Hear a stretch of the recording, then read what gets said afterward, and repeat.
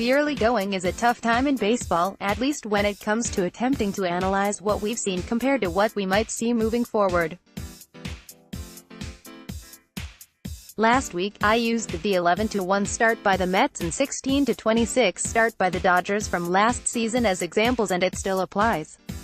It's difficult to let a season breathe, but we have to remember what history tells us to settle down, and boy, do we need that reminder right now. What a funky start to the season. The Astros came home after a 2-5 road trip.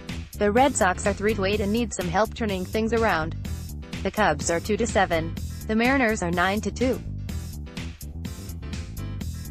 The Tigers are 7-3.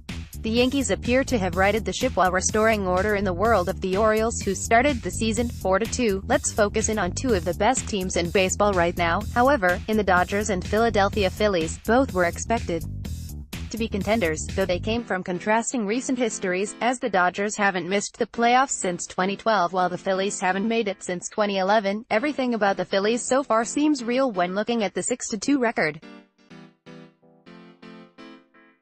The offense is very strong and has shown as much even without JT Realmuto really hitting yet, and he will. It's way early, but it looks like we might be seeing the MVP version of Bryce Harper, while the starts of Odubel Herrera and Michael Franco are very encouraging. The rotation hasn't even gotten the best versions of Aaron Nola or Nick Pivetta yet, while Zach Eflin looks like he might be having a breakout season.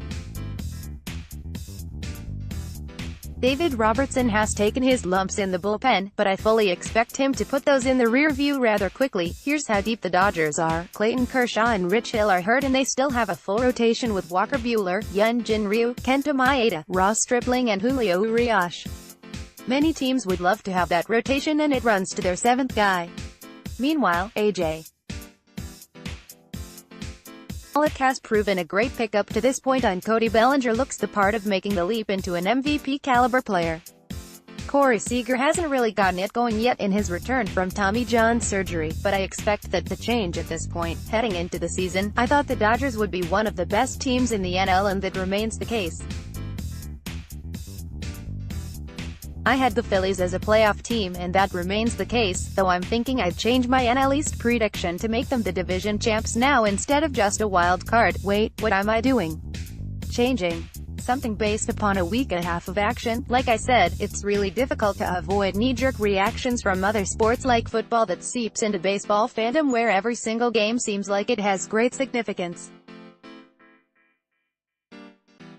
For most, it's unavoidable to totally let the season breathe. That's where I am. I won't go crazy and rank the Tigers higher than the Red Sox, for example, just yet, but I really do now think the Phillies will take the East. I'm a big do as I say, not as I do guy. Previous rankings, Week 1, preseason, off-season.